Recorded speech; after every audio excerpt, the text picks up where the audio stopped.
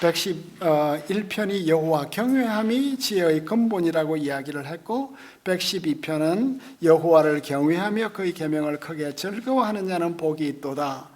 이게 111편에도 주님의 행사를 즐거워하고 112편에서는 계명을 즐거워하고, 그러니까 다시 시편 1편이 111편과 112편에서 다시 우리에게 이렇게 에코가 되고 있죠. 토라가 시편 전역에 여기저기에서 에코되면서 우리 삶의 근간이 하나님의 말씀에 있다는 걸 말해주고 있습니다. 그래서 112편은 왜 할렐루야를 부르죠? 112편은 할렐루야를 부르는 이유가 하나님을 경외하는 자인데 그 집에 대한 이야기가 있고 부와 재물이 그의 집에 있다. 그리고 정직한 자들에게는 흑암 중에 빛이 일어날 것이다. 그 캄캄한 흑암 중에도 정직한 사람에게는 빛이 일어날 것이다는 말씀이 바로 고린도후서 4장 6절에서 인용이 되었다고 이야기를 하는데요. 어두운 데서 빛이라 말씀하셨던 그 하나님께서 예수 그리스도의 얼굴에 있는 하나님의 영광을 아는 빛을 우리에게 비추어 주었다. 이 시인의 그 이미지예요.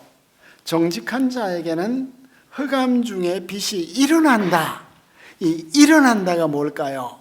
일어난다. 흑암 가운데 빛이 솟아오르고 있는 모습.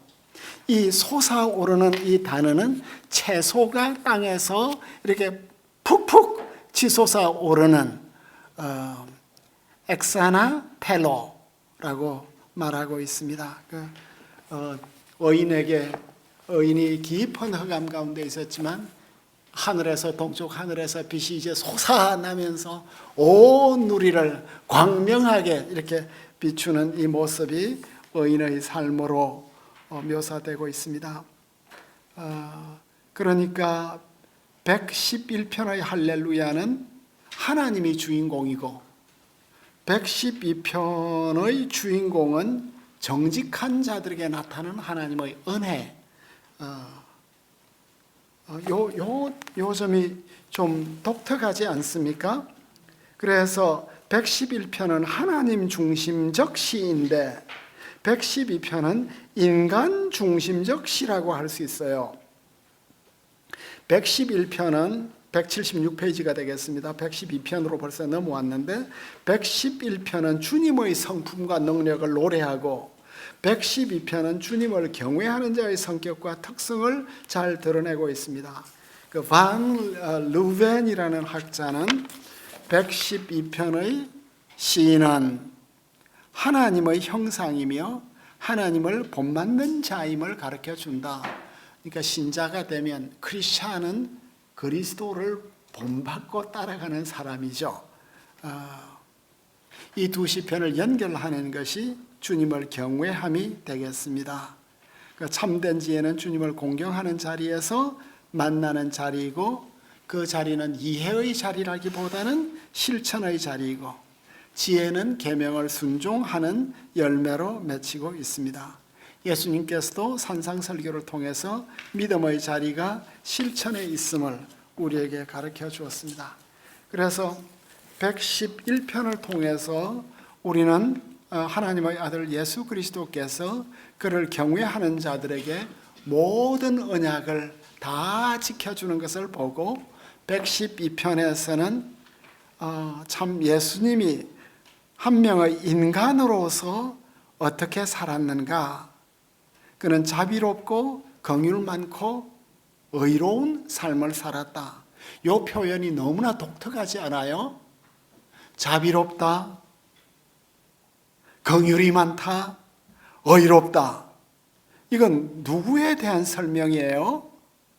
주로 누구에 대한 설명이죠? 하나님에 대한 설명이죠. 그러니까 111편 4절에서 여호와는 은혜로우시고 자비로우신 분인데 이 시인 이 의인은 어떤 사람이에요? 자비롭고 긍휼이 많아요.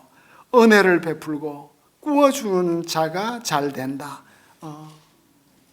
그러니까 갚을 수 없는 사람에게도 구워주는, 그러니까 하나님의 성품을 잘 닮은, 너무나 닮은 한 의인상, 이것을 우리에게 보여주겠습니다. 재물을 흩어서 빈궁한 자에게 주었다.